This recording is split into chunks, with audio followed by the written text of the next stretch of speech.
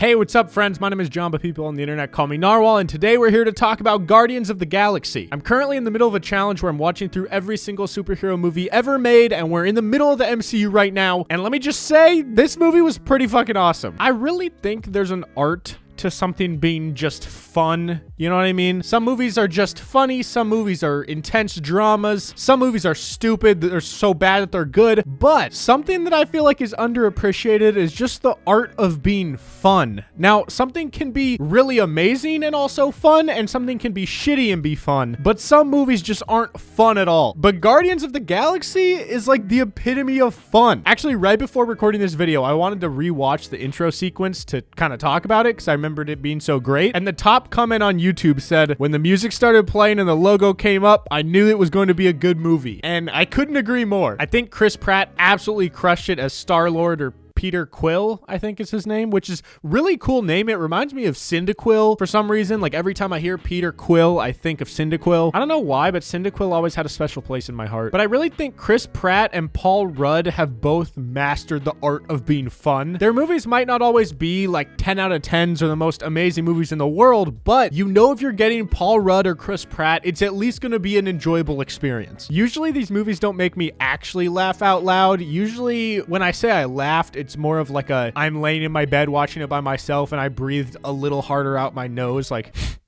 that type of thing. But I genuinely actually LOL'd when he said, if I had a black light, this place would look like a Jackson Pollock painting. I don't know. I thought the writing was great. And I think the lighthearted, quirky mood just works better with Marvel, in my opinion. I just connect more with Marvel when it's not taking itself as seriously. I absolutely loved Rocket. I wanted to hug him and just squeeze him so hard that his lungs come out of his throat. It was really cool to see Thanos talk for some reason, because if I'm not mistaken, I'm pretty sure I'm right, but I think this is the first appearance where Thanos is actually in like the movie. I know he was at the end of Avengers, I think, in the post credits, but I believe this is his first like real appearance in the meat of a movie. And I was kind of thrown off by his voice. I don't know why. I expected it to be a lot more godlike. You know, not that it's bad by any means. I think his voice sounds good now that I've seen it, but it's just not really what I was expecting. I was expecting it to be so deep and like monotone that you couldn't really even understand what he was saying sometimes, you know? I thought the planet of nowhere was really awesome. When I envision a space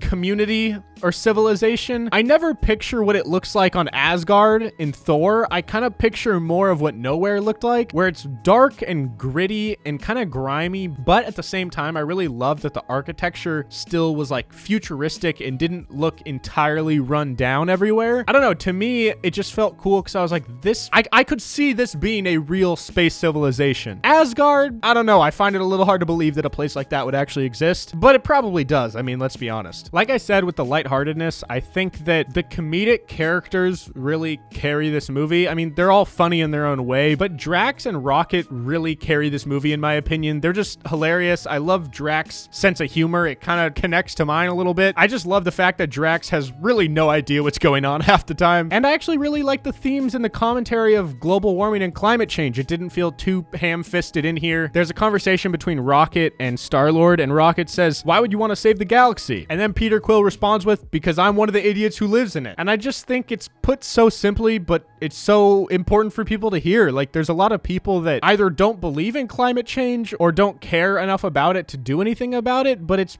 pretty fucking terrifying. This is an issue that I believe everybody on the planet has stakes in and should do their best to do their part, because we're all the bunch of fucking idiots who's been ruining the planet. Like, we're the ones who are gonna pay the price, or if not us, it's gonna be our future generations. I don't know, it was just a nice parallel, because a lot of people have the mindset of Rocket, like, why the fuck are you trying so hard, or I'm gonna be dead before it matters, which I kind of get that perspective. It's a selfish perspective, but I do get it. But I don't know, I really like that, you know? We're all in this together. We should all do our best to make a difference and make the planet a little healthier. Now, when I'm recording this video, I actually have seen the second Guardians of the Galaxy now. I'm going to do videos on quite a few movies right now when I'm recording this. But as I was watching the first one, a question I wrote down was, who is Star-Lord's dad? And I'll talk about the answer to that question in the Guardians of the Galaxy 2 review. And obviously, I can't talk about Guardians of the Galaxy without mentioning the soundtrack. It is perfect. It is absolutely fire. I really like that they tied the cassette tape thing with the songs on it into the story,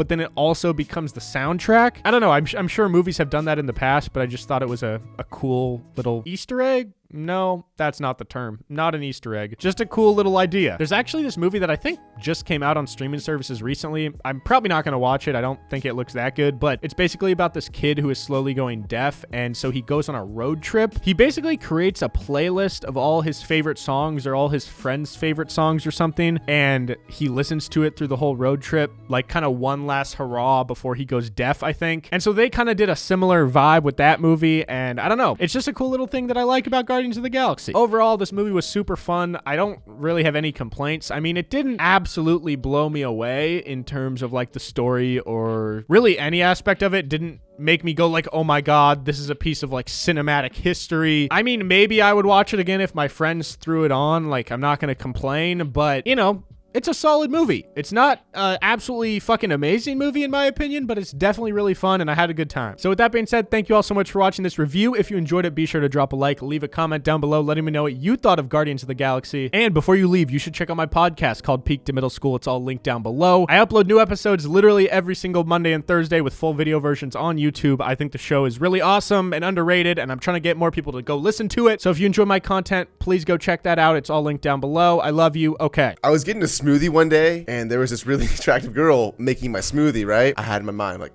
I'm gonna tip her. Just like nice gesture, you know? I was kind of nervous and like trying to go fast, and I meant to tip $1, but then I tipped 1 cent. What's your Venmo? What's your number? And then I could maybe like Oh, find it on that's Venmo. what you should have done. You're like, hey, sorry, I meant to tip you, but like, if you give me your number, I can just like text you, and then like I could drop off $1, Or I could take you on a date.